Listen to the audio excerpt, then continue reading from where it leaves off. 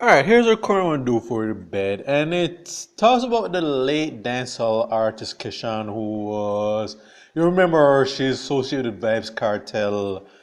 I barely remember her from a while ago, and she, if you remember the story from last year, I believe she got into a violent altercation with her estranged boyfriend, which resulted in her attacking him stabbed like the poor like she stabbed him a few times and then proceed to throw stones at his car before he pulled out his gun, his firearm licensed firearm and shot her and killed her in the process. And it's a messed up thing though. I mean, like, I from what I understand, like, they both had relationship issues, obviously, if it came to got that violent. But what I thought was interesting is that they're, even though the fact that she was the obvious aggressor in the situation, they are basically making her the victim in this. Like, they're basically trying to paint her as this tragic victim. And it's tragic though, but calling her victim, yeah, that's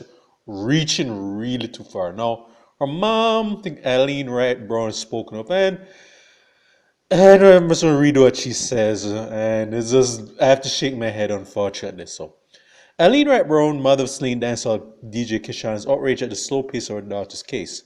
Because I think they're still trying to determine if her estranged boyfriend killed her in self-defense or not. Quote to quote, the files of the DPP's Director of Public Prosecution's Office. And you know how the DPP gets down. Like, she has one of the worst track records ever. And I think that in some cases that's by design, but I digress. And they're saying the information present was short. Not only the information that was missed from files who took the gun from the guy that shot her. That is it. It has been also a year and 5 months since she died, and I've gotten nowhere. I'm waiting until the end of this month. If nothing changes, I'm going to book a flight and go to the 100-man police station myself and find out what is happening, Wright Brown said. Was residing in Cayman Islands since 2 years ago, told the Jamaica Observer. 100-man refers to Greater Portmore Police Station, St. Catherine. According to the reports from Corporate Communication Unit, the Jamaica Constabulary's Information Arm, Keshan, given name Kenesha Brown, 24, was shot dead on July 24th last year by an unnamed man who she disputed at Sharper Lane, Old Harbor, which was basically confirmed to be her estranged boyfriend. The report said the DJ stabbed the man 3 times and retaliated by shooting her once in the upper body. Wright Brown, however, is disputing the police report, said Aaron does not keep of such an act. Here we go now. Here's where they're gonna get platitudes of Saint whoever, insert whoever, whatever here. Quote to quote, Keisha did not stab that boy. Yes, she threw stones at his car, but she never stabbed him in front of him, and from the incident happened, the police say it's self-defense. I said this is a lie. Keisha was afraid of knives, so she took the longest in her house to cook simply because she did not want to use a knife to cut up anything, said mother, for which Keishan was the third. Right Brown added that children grow up in a peace of one another, more ever violent. Here we go. All right. Quote to quote, I grew up in the Seventh-day Adventist church, and that's how I grew them. Them no go around with accident by the community in Maryland Mount. They have no bicycle as children. I'm confident that ours has been poor with self-defense is false. What Keisha and I do with a knife, the mother continued. Wright Brown, who in Cayman Islands on the day of her daughter's death, came to Jamaica 4 days after the tragedy. And the dust that still haunts her. And she basically goes on to say that she's talking about still in mourning, which is understandable. I can't even read that part though, because it's a very sad thing. Because I can't imagine what she feels like though, because to lose a child, that's something that's very hard emotionally. Meanwhile, Detective Noah Bryan got information from crime say emphasizes the bereaved mother and basically say that, okay, I understand your pain. I mean, he's not saying he's green to what she's saying, but I understand your pain. All right, so that's basically about it. Now, I have two minds. I wrote on this already, and I'm saying this is that I feel for the mother. I mean, I don't know her personally. I never met her daughter or whatever, but I understand what she's going through. Like, that is, no parent should ever have to lose bear their child, because the logical order is that the child bears the parent. So I can understand what that must feel like for her to lose a child. I mean, I don't understand, but that's very hard. She's still mourning, so it's hard for her. I feel a lot of sympathy for her, but I have an issue. Some what she's saying is troubling. Like she's just don't trying to downplay the fact that hey, your daughter was a violent aggressor, and she can, and she don't play say, oh, he didn't stab anyone, unless oh no, unless there's proof that contrary. Reports are basically saying that hey, that did happen because it's said that her estranged boyfriend did go to the hospital for stab wounds after the fight, and she also hey, she threw stones at the car. I mean, it's just basically okay. The fact that she threw stones, which again could have bludgeoned or like killed her estranged boyfriend. Basically saying, okay, yeah, that's nothing. I mean, like, and she just also trying to, unfortunately, don't play her daughter by saying, oh, she was a patron saint of virtue, that she'd never harm a fly, that she pulled cats out of trees, she helped little senior citizens across the road. We've heard that stick before, because that's unfortunately what a lot of criminals, the family members and the supporters of a lot of these gunmen, ones who get killed by the security forces say. Like they'll say, oh, these so and so was a salt of the earth, paragon of virtue, pure as the wind driven snow, that he never hurt to harm the fly a day in his life. He was this and that. Don't mean like my son. Like whenever these criminals or people who are aggressors in a very bad situation end up on the receiving end, then they canonize these fallen individuals as no, as not as angels with golden halos. And unfortunately, I'm guessing the mom is kind of doing that though, because she's basically saying, "I'm trying to make my daughter look like the victim here." And it's not me co-signing her estranged boyfriend, because as from what I'm reading, they had some relationship issues. I mean, I'm not really here to say that the other guy was a wonderful, nice, wonderful human being either, but